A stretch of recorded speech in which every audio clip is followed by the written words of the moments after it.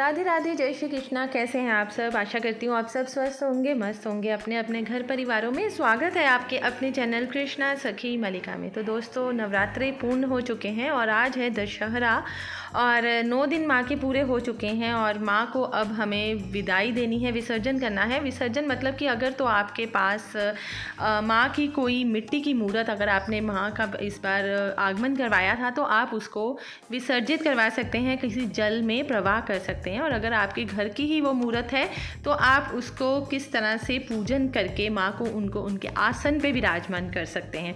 तो और जो सामान वगैरह है जो भी, उसके बारे में भी क्या करना है, कैसे करना है, जो 9 दिन हमने उन सामान के साथ माँ की पूजा की है, उसके ऊपर ही आज मैं वीडियो बनाने के लिए जा रही हूँ। आशा करती हूँ आपको ये वीडियो पसंद आएगी और जो इस चैनल पे नए हैं मेरे चैनल को ज़रूर सब्सक्राइब कीजिएगा। तो दोस्तों, माँ का पूजन हो चुका है, 9 दिन पूरे कंप्लीट हो चुके हैं। कई लोग अष्टमी पे अपना नवरात्रि पूर्ण कर लेते हैं और कई लोग नवरात्रि जो होती है वो पूर्ण करते हैं 9वें दिन। तो मैंने 9 दिन पूरे अपने, जैसे कि मैं करती हूँ, मैं आपको अपने हिसाब से बता रही हूँ कि मैंने पूरे 9 दिन ना माँ की पूर्ण करके शाम को भी माँ का पूरा पूजन किया है। और मैं जो विसर्जन वाला सामान होता है या माँ की जो चौकी उठानी है, माँ को किस तरह से विराजमान करना है उनके आसन पे, वो मैं दशहरे वाले दिन दशमी पे ही करती हूँ। 9 दिन सुबह और शाम की मैं पूर्ण पूजा करती हूँ, हवन करती हूँ और उसके बाद ही मैं कन्या पूजन के बाद, नवमी करने के बाद, शाम को भी पूजन करने के बाद ही अगले दिन मैं माँ की चौकी उठाती हूँ, माँ को विराजमान करती हूँ और जो भी विसर्जन करने वाला सामान होता है उसका विसर्जन करती हूँ। तो उसी तरह से जिस तरह से आप दशम दिन सुबह उठते हैं, 10वें दिन उठते हैं, दशहरे वाले दिन सुबह सुबह उठते हैं, उसी तरह से आप पूजन कीजिए अपने मंदिर में, उस चौकी पे जहाँ पे आपने माँ को विराजमान किया हुआ है, उस चौकी के ऊपर माँ को बिठाए रखिए और विसर्जन कीजिए। और उसके विसर्जन नहीं, मतलब कि उनका पूजन कीजिए।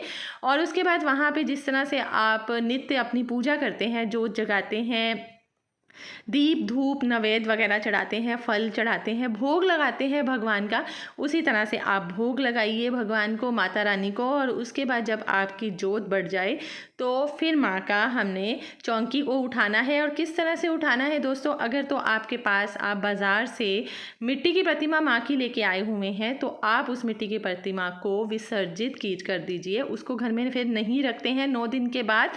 और अगर आपके घर की ही वो माता रानी का विग्रह है तो आप उसको विसर्जित मत कीजिए, उसको आप श्रद्धापूर्वक हल्का सा हिलाकर पूजन करके, आरती करके, भोग लगा के माँ को उनके आसन में मंदिर में विराजमान कर दीजिए।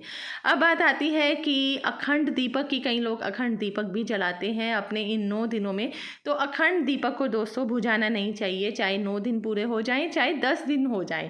10वें दिन जब आपकी अखंड, जो 9 दिन के बाद दोस्तों आप अखंड दीपक में जो घी डालना है वो घी डालना बंद कर दीजिए। और जब वो बढ़ जाए जो, तो उसके बाद उसको हल्का सा हिलाकर उसको विसर्जित कर दीजिए जल। और उसके बाद आता है जो आपने श्रृंगार का सामान माँ को चढ़ाया हुआ है, वो श्रृंगार का सामान आप किसी भी ज़रूरतमंद लड़की को या किसी के विवाह में किसी को उपहार के रूप में दे सकते हैं, जैसे कि चूड़ियाँ हैं, बिंदी है, मेहंदी है। और लेकिन जो सिंदूर है वो आप अपने पास रख सकते हैं, सिंदूर का आप खुद स्वयं प्रयोग कीजिए। और कुछ फूल वगैरह होते हैं, फल वगैरह होते हैं, उन फूलों को भी दोस्तों आप कहीं पे भी जब आप इस्तेमाल कर लेते हैं, पुराने हो जाते हैं वो फूल वगैरह, बासी फूल हो जाते हैं, तो आप उन फूलों का भूमि विसर्जन कर सकते हैं। भूमि में कहीं पे भी बाहर, मतलब उसको डाल सकते हैं, भूमि के अंदर विसर्जित कर सकते हैं। तो ये इस तरह से आप फूलों का भी कर सकते हैं। उसके बाद आती है जैसे कि हम कोई धूप अगरबत्ती जलाते हैं या कोई भी जैसे कि मिठाई वगैरह होती है, कुछ खाने पीने का सामान होता है जो हमने भोग में माँ को लगाया होता है, वो भी बच जाता है। तो कुछ भोग का जो खाने पीने का सामान है, फ्रूट है, वो अपने परिवार वालों के साथ मिलकर आप उसको ग्रहण कीजिए और लोगों में भी आप श्रद्धापूर्वक बांट सकते हैं। कई बार मिठाई होती है, मिठाई को भी आप बांट सकते हैं। और कुछ सूखे मेवे होते हैं, वो सूखे मेवे को आप संभाल के भी रख सकते हैं और धीरे धीरे रोज़ अपने परिवार में प्रसाद के रूप में आप इसको बांट सकते हैं। इसका विसर्जन नहीं किया जाता है, ना ही भूमि विसर्जन किया जाता है फल फ्रूट का, और ना ही जल विसर्जन किया जाता है। इसको आप स्वयं ग्रहण कीजिए, ये माँ का प्रसाद होता है। अब आती है माँ के फूल की माला की बात, हार की, सेरे की, तो आप उसको भी भूमि विसर्जन कीजिए, जल प्रवाह मत कीजिए, भूमि में गाड़ दीजिए। वो क्या होता है कि एक खाद का रूप का काम करती है, पौधों में डाल सकते हैं। उसको सुखा के फूलों को मिक्सी में उसको अच्छी तरह से आप कर दीजिए, पीस लीजिए और उसके बाद उसको खाद के रूप में अपने पौधों में डाल दीजिए, वो भी बहुत बढ़िया रहता है। अब बात आती है कलश के पानी की। तो कलश का जो पानी होता है, जल होता है दोस्तों, उसको आप अपने घर में हर जगह पे, सिर्फ बाथरूम को छोड़कर हर जगह पे आप उस जल का छिड़काव कीजिए। और उसके बाद वो जो जल है आप अपने दरवाजे के दोनों तरफ भी डाल सकते हैं। और उसके बाद जो उसके ऊपर चावल रखे होते हैं, और चावलों को भी आप अगर चाहें तो उसको भोजन में इस्तेमाल कर सकते हैं, तो कि ये चावल तो कभी ख़राब होते नहीं हैं। और जैसे अष्टदल में हम चावलों का प्रयोग करते हैं, तो उन चावलों को भी आप सब लोग अपने जो रोज़मर्रा के चावल होते हैं ना भोजन के, उसमें मिला सकते हैं। या जिस दिन आप कभी कुछ चावल वगैरह बनाएं, कुछ पुलाव बनाएं, तो उसमें भी यूज़ कर सकते हैं बिना प्याज वगैरह लहसुन के।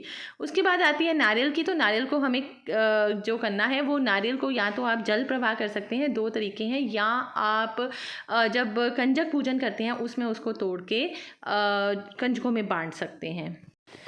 तो यही कुछ नियम होते हैं जिनको आप करके अपनी माँ को खुश कर सकते हैं। और उसके बाद जो 9 दिन माँ का हम लोग पूजन करते हैं और उसके बाद माँ की विदाई करते हैं, यही कुछ नियम हैं, यही कुछ रूल्स होते हैं जिसको फॉलो करके ना आप अपने घर में सुख, समृद्धि, खुशहाली, बरकत भर सकते हैं।